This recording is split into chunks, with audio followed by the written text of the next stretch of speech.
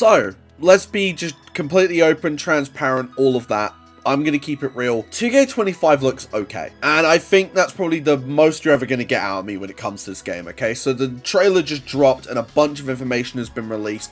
I reckon we'll get a little bit more later on today because it's currently the 28th in the UK, so maybe we'll get more. And if we do, then I'll let you guys know probably via the means of a short. But what do we know about WWE 2K25 and why am I being so, I'm just feeling okay about it? Well, let's get into it. So first things first, we know of all of the editions of the game. We've got the standard edition, which has Roman Reigns as the cover star. We've got the Bloodline edition and the Deadman edition. Now these are all well and good. I could just list off everything that's in them. So the Deadman edition includes the bonus pack for that, a couple Persona cards, yay. Usable urn, okay. Brother Love Manager, alright. Island cosmetics, we will get onto them in a moment. Season Pass will have 5 post-launch DLCs. We've got a Wyatt 6-pack, and more island cosmetics and all of that. That's on the Deadman edition. I'm not sure what else we're gonna have with like the Bloodline edition or anything like that, but one would assume that there's going to be a little bit more added to that Bloodline edition. So Persona cards are back, yay, more cash grab from 2K. I'm always going to say it, right? I think if these Persona cards become more and more needed and more people get them, and there's this whole fear of missing out and all of that, then naturally 2K are going to get more money because more people are going to spend said money on trying to get the Persona cards. That's just it. And I know so many people, when I first said this, got all up on their high horse, being like, oh, well, I play the game every day, and I'm able to do this and that, and I haven't spent a single penny. Yeah, some people have a thing called lives, right? And people have a thing called jobs, which I have now as well. I can't sit there and grind out a 2K game for no reason other than just to get a few extra attire pieces. I don't need them, but then say for example someone on my roster has it, I suddenly have to now grind for it, or I have to say to them either take it off or I can't download it, right? The fact that the urn is now going to be a weapon, but it's hidden behind probably what's going to be the most expensive DLC, doesn't sit quite right with me. Let me just make sure that that is actually the most expensive DLC. I don't think it is. I think the Bloodline edition is the most expensive because it goes Bloodline Deadman Standard, which makes me think that the Bloodline is going to be the most expensive. But still, hiding a weapon behind a slightly more expensive version, I'm not a big fan of that, to be honest. But again, they do that every year, so what do I expect? Honestly, I think that the additions are fine. They really need to tell us what's coming in each of these before we really, like, you know, get into all of that. But let's talk about the elephant in the room. The island of relevancy, this new mode, and let's read what they have to say about it. For the first time in franchise history, step outside the ropes and onto the island for PS5 and Xbox Series X. In this immersive WWE themed world, complete quests, take on challenges, compete in live events, and upgrade and customize your My Superstar through multiple storyline chapters. Fight to join the original tribal chief, Roman Reigns, at the head of the table. So first things first, this is, I don't know, it's weird. It's next gen, but it's current gen because they've been out for ages, but it came out during the pandemic and scalping and all of that. So, you know, naturally, not everyone has a PS5 or an Xbox Series X. I have a PC. Glad to know I'm getting screwed over. No, genuinely, this mode doesn't look like it's anything, to be completely honest with you. It's just something that people will then go, oh, I get to play every day and do cool things. They're getting you to play the game every day. And I think that's a big thing that 2K are trying to do now because of the fact that they had a great launch with 24, but there's nothing keeping the average player coming back. Obviously, if you're like me, if you do universe mode or you make cores or whatnot, you're playing this game pretty much at least once a week, if not more, just making cores and playing universe mode and stuff and making content, right? But for the casual player who doesn't make content, doesn't really do cores, just does stuff on disc and that's it, they need an excuse to come back, right? Because otherwise, you play the game for a little bit, you maybe do universe mode for like an hour or two, you go through the My Career, you do the showcase, and then that's it until the next DLC comes out, and you play with some of those characters, maybe do a little bit more universe mode, and then call it a day again, and then the cycle repeats. My faction does that in the sense of, hey, FOMO, if you want CM Punk with this fire burns, you've got to either play my faction a lot or put money into it, and now the island for PS5 and Xbox Series X is also going to incentivize people to play the game more. Is the mode going to be good? I honestly don't know, and I probably won't know because I'm never going to touch it, right? Like, let's be real here, I don't really care. But hey, it's cool for the people that really want that. So the showcase is going to be the Bloodline. Can't wait for 7 skins of Roman Reigns that are just all the same. Can't wait for that. There should be some cool stuff. I don't like the fact that now they're like, you know, we're going to have like Yokozuna hidden behind probably showcase. The Rock, certain Rocks are going to be hidden behind showcase again. The fact that they've mentioned Jacob Fatu on showcase, they better not hide it. Like, hey, if he has a special attire behind showcase, cool.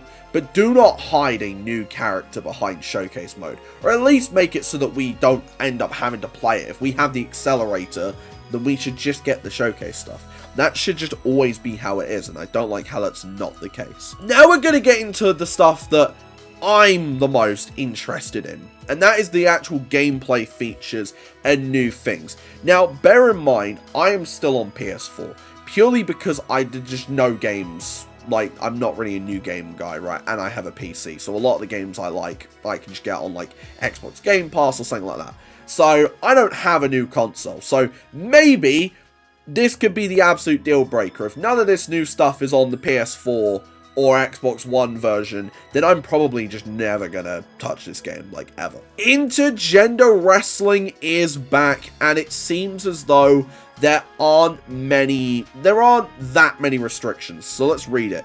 Pit WWE or player-created superstars from the men's and women's divisions against each other to set up countless matchups from across all game modes. So, sounds like you can also do that like My GM, Universe, etc. There might even be some stuff for that in My Career, which would actually be kind of interesting. Additional features include the return of chain wrestling, underground and bloodline match type rules, and barricade diving. I love how they had to add that one in right at the end. These features, a lot of them have been in the games before. The underground match sounds interesting. Maybe there's something I could do with that. I don't know. Maybe we bring back DCW Underground. I don't know. But honestly, I just don't see a lot of this being hyped up, if that makes sense. Because it's been in games before. And this seems to be the issue with a lot of the 2K games. They take away so much. Wait a year or two. Give us that back, and then they go, hey, look at all these new features that have already existed in the game many, many years ago. I think that's probably one of my biggest gripes with 2K, is how they will recycle things that used to be in games and used to be standard practice, and now they're going to shovel that as brand new.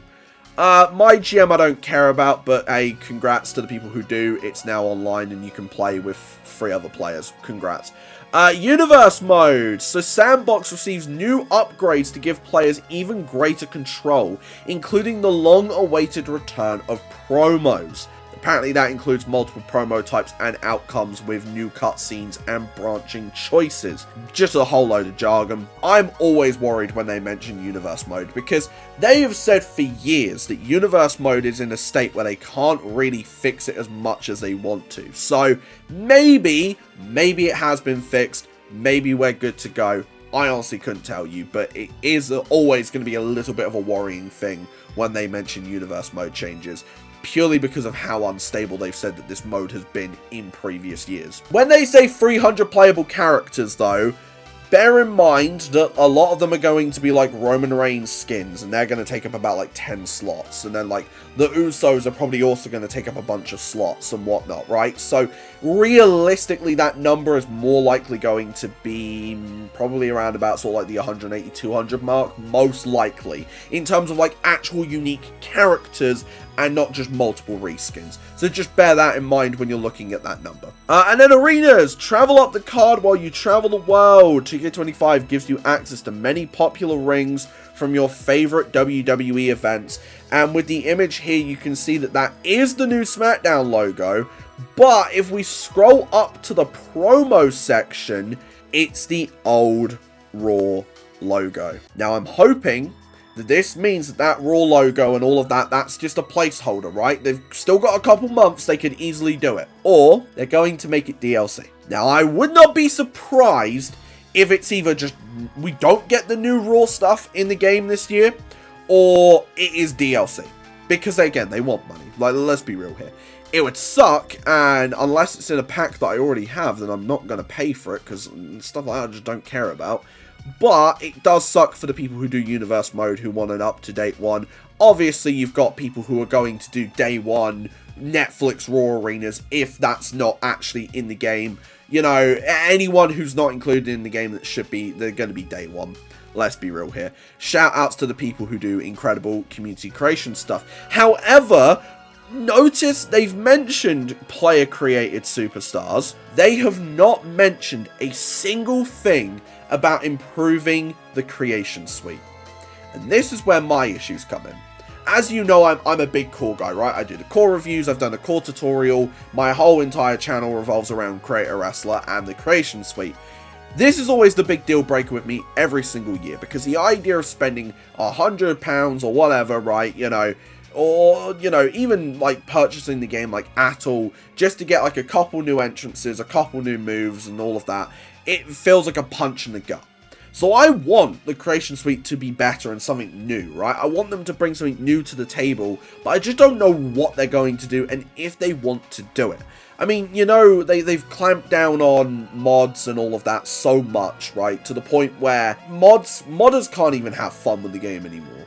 So it's always really, really annoying when we get to this stage of the game and everyone's hyping up like, yeah, new 2K, new 2K. And I'm just there like, but what about the stuff I actually want from the game, right? Like, it's all base level, and I understand we still have about a month and probably a few weeks before the game actually comes out. It's coming out on the 7th for the 2 more expensive editions, and then the 14th for the standard edition, which it's not early access if you know, I'm not getting into that.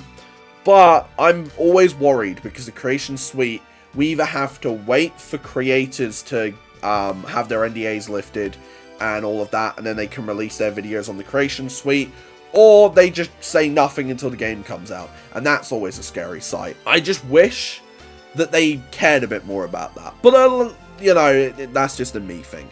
So, how do I actually feel about 2K25 now that we've gotten into the weeds of it and all of that? I still don't really care all that much. Like, look, I've been beaten down year after year by 2K doing what they do, and, you know, their kind of shady practices and all of the bugs and stuff that affect what I like to do with the game. So, you know, it's hard to be optimistic when the games that we're playing right now just do not feel good and have so many issues that makes it impossible to do what you want to do on it. But let me know what you guys think. Are you excited for 2K25? Again, no shade if you are, I understand. It's just from my perspective, it's just not really doing anything. If you want more think pieces, they're going to be here. And yeah, I'm just going to go ahead and pop a random video up on here. I'm sure you'll like it. But yeah, see ya!